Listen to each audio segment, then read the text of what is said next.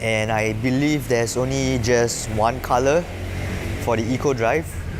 Light blue, nice chrome, I think. Chrome, light bluish color over here that we have.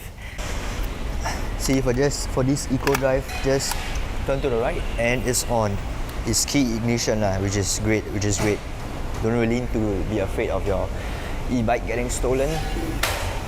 Stock Eco Drive comes with a rear seat, so for those that are not really doing GrabFood deliveries or food deliveries in general, that's a pro for you guys. That's a plus point for you guys to own a Eco Drive.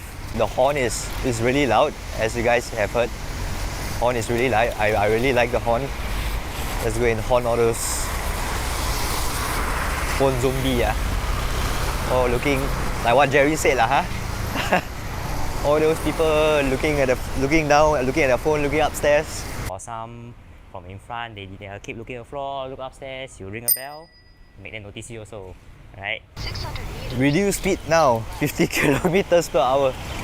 Oh my god, look at how fast am I going, how fast can I go. For some reason, this Eco Drive isn't as fast as Zebra. Zebra can hit 25 kilometers with my weight for sure. Mini 16, I don't quite recall, 22, 23, it's hovering around the 22, 23, whereas this Eco Drive, yeah, but some people like it. We have to use the Allen key, remove, unscrew, okay, and then we can adjust, then we screw back. Cause I don't see any lever to pull, and those quick release lever, if that's the right term for that, those quick release lever, you just pull it out, pull it up, adjust the seat, and push it back. But this one you got to use Allen key, so that's another cons I can think of about this Eco Drive e-bike. This short clip that you have just watched is from the last episode. Click to watch it, or you could check out another video that I've selected for you.